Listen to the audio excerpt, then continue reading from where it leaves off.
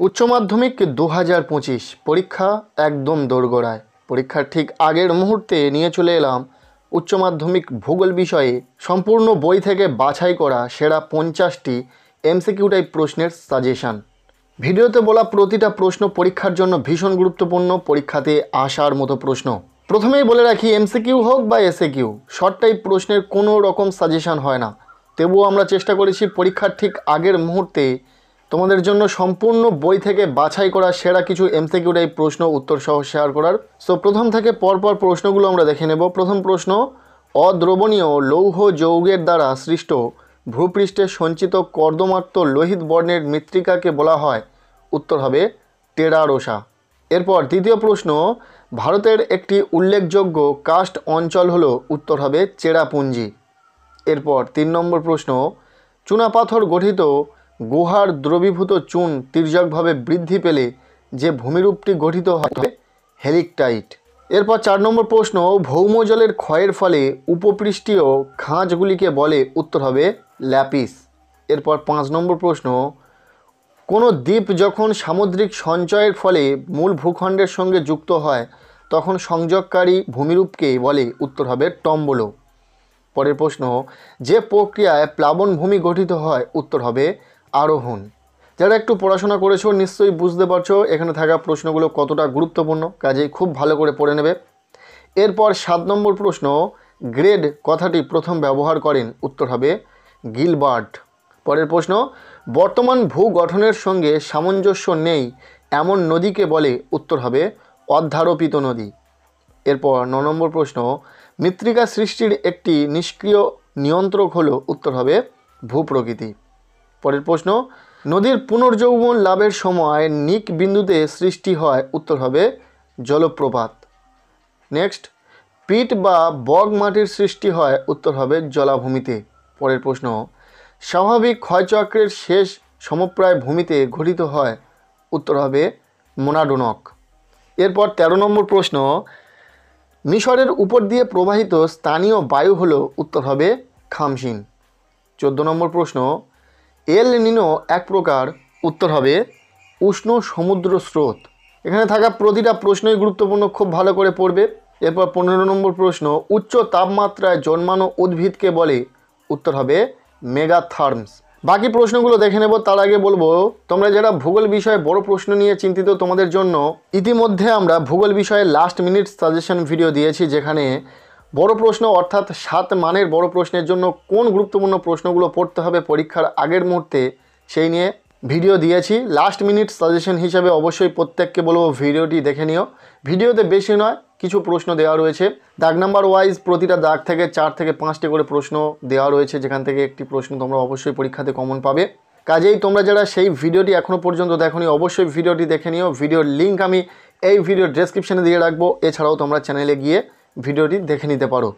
So এখন MCQ type প্রশ্নগুলো দেখে নেওয়া যাক। 16 নম্বর প্রশ্ন, গম্বুজাকৃতি পাহাড় থেকে নির্গত জলধারা যে জলনির্গম প্রণালী গড়ে তোলে তা হলো? উত্তর হবে কেন্দ্রাভিমুখী। এরপর 17 নম্বর প্রশ্ন, পাখির পালকের মতো দেখতে নদী নকশাকে বলে? উত্তর হবে পিনেট আকৃতির। নেক্সট প্রশ্ন, আবহ বিকারের ফলে আলগা শিলাচূর্ণকে বলে? উত্তর হবে রেগোলিথ। 19 নম্বর প্রশ্ন, মৃত্তিকার এ ও বি স্তরকে একত্রে বলা হয়? উত্তর হবে সোলাম।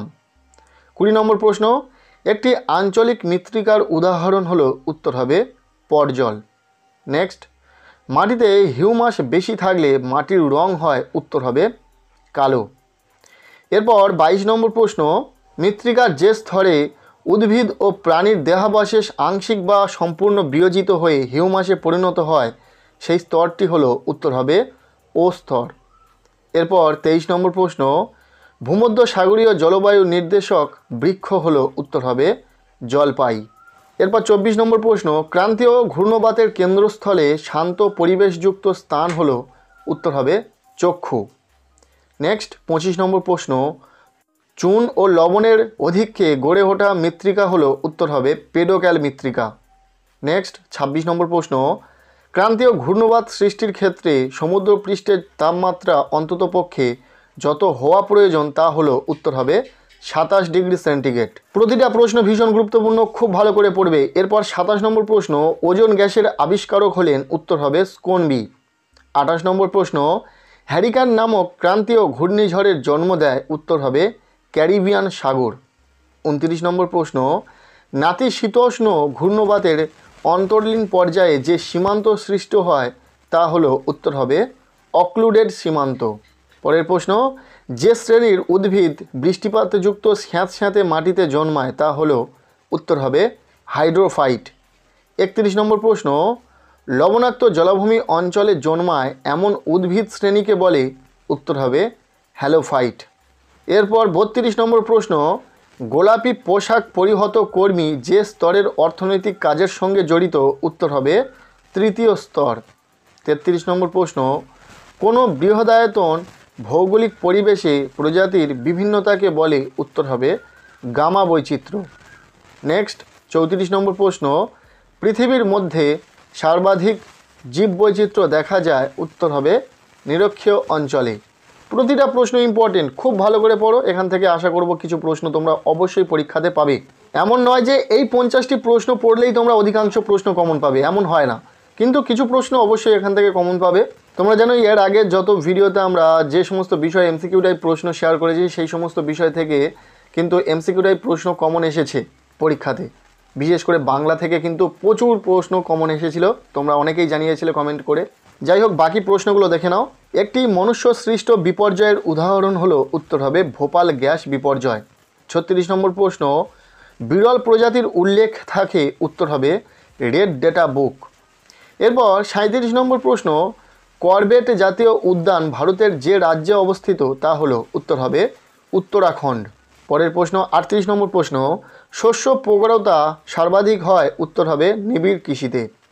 39 নম্বর প্রশ্ন, জলসেচের সুবিধাযুক্ত স্থানে যে ধরনের কৃষি ব্যবস্থা গড়ে ওঠে, উত্তর হবে সেচন কৃষি। নেক্সট 40 নম্বর প্রশ্ন, কানহা ব্যাঘ্র প্রকল্পটি অবস্থিত, উত্তর হবে মধ্যপ্রদেশ।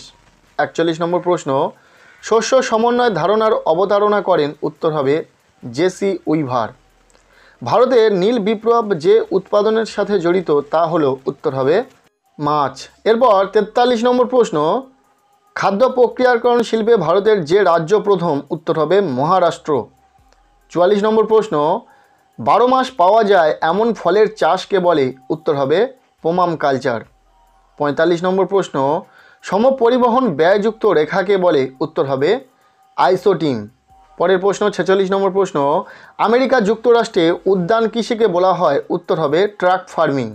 এরপর 47 নম্বর প্রশ্ন, মালয়েশিয়ার একটি গুরুত্বপূর্ণ শিল্প হলো, উত্তর হবে রবার। নেক্সট 48 নম্বর প্রশ্ন, ভারতের বৃহত্তম লৌহ ইস্পাত কারখানাটি অবস্থিত, উত্তর হবে ভিলাইতে।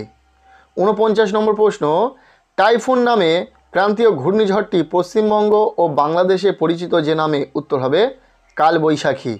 এরপর 50 নম্বর প্রশ্ন, ভারতের শ্বেত বিপ্লবের জনক হলেন, উত্তর হবে ডক্টর ভার্গিস কুরিয়েন। এরপর 51 নম্বর প্রশ্ন, দুধ উৎপাদন বৃদ্ধির জন্য ভারতে যে প্রকল্পটি গৃহীত তা হলো, উত্তর হবে অপারেশন ফ্লাড। 52 নম্বর প্রশ্ন, মহানগরের ন্যূনতম জনসংখ্যা কত, উত্তর হবে 10 লক্ষ জন। নেক্সট 53 নম্বর প্রশ্ন, প্রায় যোগাযোগবিহীন বিচ্ছিন্ন ক্ষুদ্র বসতিকে বলে, উত্তর হবে হ্যামলেট।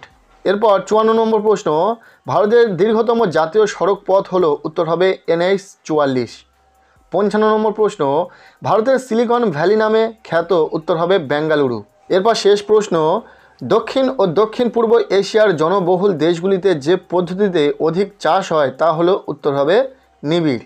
এই ছিল উচ্চ মাধ্যমিক ভূগোল বিষয়ে সম্পূর্ণ বই থেকে বাছাই করা সেরা 50টি প্লাস এমসিকিউ টাইপ প্রশ্ন ও সাথে তার উত্তর। ভিডিওতে বলা প্রতিটা প্রশ্ন উত্তর সহ খুব ভালো করে দেখে রাখো, আশা করব কিছু প্রশ্ন এখান থেকে কমন পাবে। আজকের এই ভিডিওটি ব্যাস এতটুকুই। কেমন লাগলো ভিডিওটি কমেন্টের মাধ্যমে জানিও। ভিডিওটি ভালো লেগে থাকলে লাইক করে দাও। আমাদের এই চ্যানেলে নতুন হলে চ্যানেলটিকে সাবস্ক্রাইব করে রাখো, আর পারলে ভিডিওটি বন্ধুদের সাথে প্রচুর শেয়ার করে দাও। প্রত্যেকের ভূগোল পরীক্ষা খুব ভালো হোক, সবার জন্য শুভকামনা রইল।